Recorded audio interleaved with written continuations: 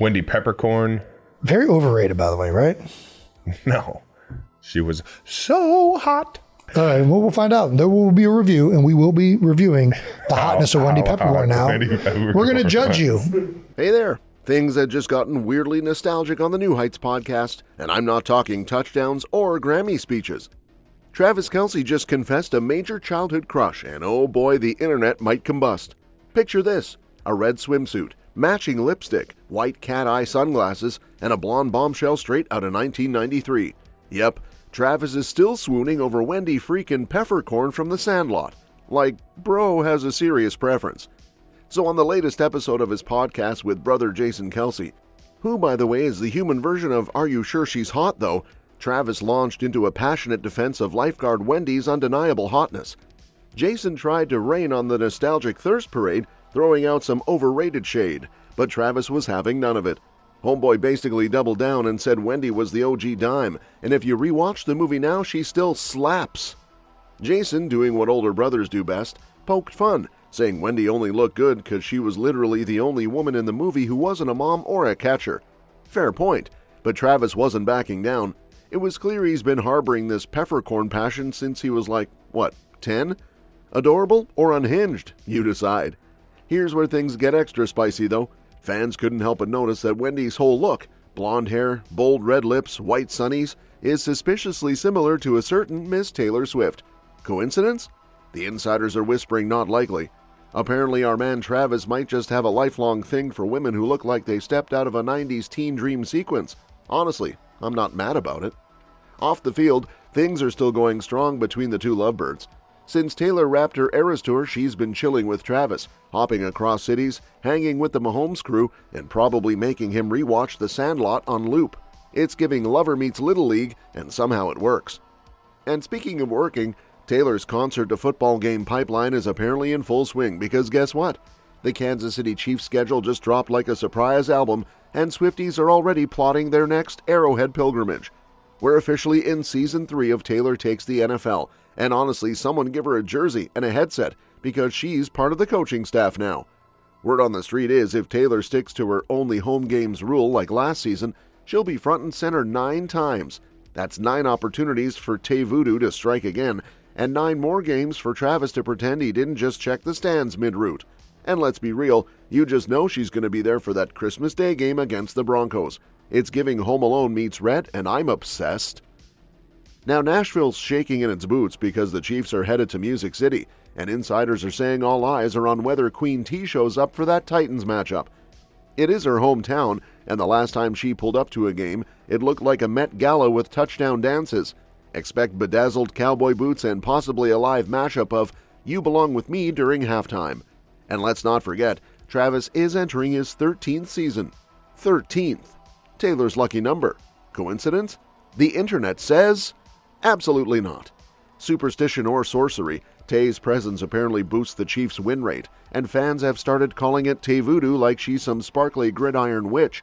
Travis even joked that whatever she's doing, it's working. Manifestation, lipstick spells, who knows? And if you think Taylor's influence ends at game day glitter and locker room luck, buckle up, because this love story already tap-danced its way onto a whole stadium stage in London.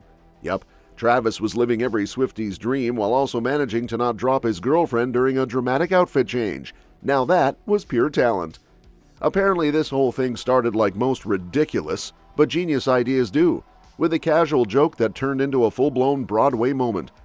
Travis told insiders he just floated the idea to Taylor like, hey, why not throw me into your show? And instead of laughing him off like a deranged fanboy, she actually said, bet. Next thing we know, our man is strutting out in a tux and top hat like he's auditioning for The Greatest Showman, NFL edition, scooping up Taylor mid-scene while 90,000 people collectively lost their minds. He replaced one of her professional dancers for a night and somehow didn't trip over a boa or get blinded by sparkles. Insiders say he grinned like a kid on Christmas morning, and the crowd's reaction was so loud it could probably be heard in Kansas City. I'm talking Wembley Stadium, not your cousin's backyard concert. Kelce just admitted on his recent podcast episode that this was one of the best moments of his life, and not just because he got to flex his inner theater kid. He was just hyped to finally be put to work after attending so many shows. Most guys just bring flowers, Travis brings stage presence. He also added that the real win wasn't just the crowd screaming or the internet melting down, it was the fact that he didn't mess it up in front of Taylor. Because let's be honest, disappointing your pop goddess girlfriend in front of thousands of her most loyal fans, that's not just a bad look, that's career-ending energy. Unlike getting bamboozled by your own brother on a podcast while the entire Swiftie Nation watches with their popcorn ready. Speaking of energies, Travis casually strolled onto his latest podcast episode over on New Heights, thinking he's just gonna chat some good old NFL stats.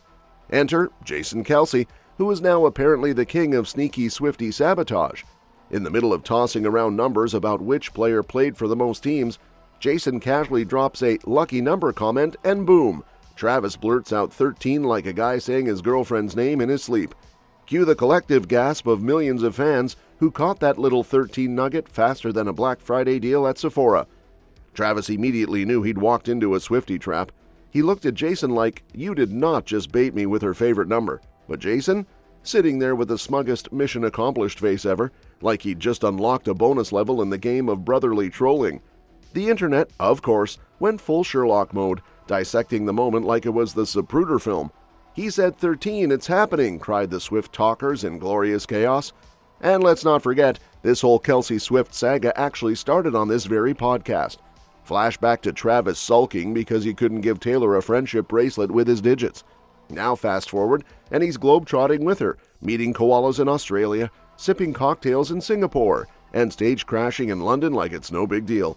Insiders say the man's absolutely thriving.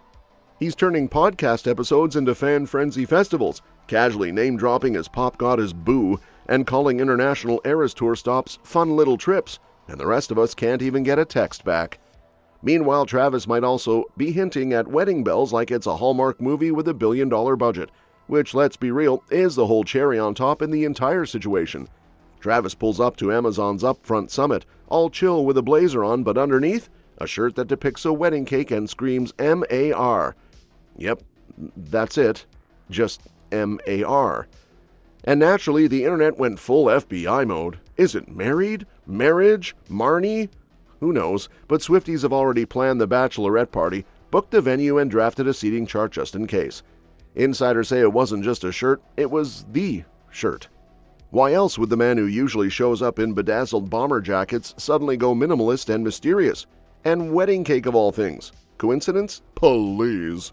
These two can't even order brunch without fans decoding the toast. And with them stepping back into the spotlight after that months-long "we're too rich for paparazzi" break, the timing's just a little too suspicious, especially since they popped up for Mother's Day looking all cozy with the Kelce family, because nothing says we're just chilling like a casual celebration that screams meet the in-laws. Oh, and let's not ignore the Swiftie demand to get Taylor on Jason's podcast. Jason, bless his chaotic soul, didn't even deny it, just smirked like a man who knows the internet's about to break if Taylor ever drops by. That podcast would probably crash Spotify and give everyone a nosebleed from excitement. But wait, it gets juicier. Fans are still side-eyeing that photo from Taylor's 35th birthday bash. You know, the one where her hand mysteriously looked like it might have had a ring on, hiding an engagement band underneath, but some savvy editor was clearly like, "Enhance, blur, delete all evidence." Like we wouldn't notice. Nice try. Look, maybe they're engaged, maybe they're married, or maybe Travis just really likes Italian designer teas. But whatever's going on, this couple's got everyone spiraling, and honestly, I'm living for it. That's all for this video, folks. See you next time.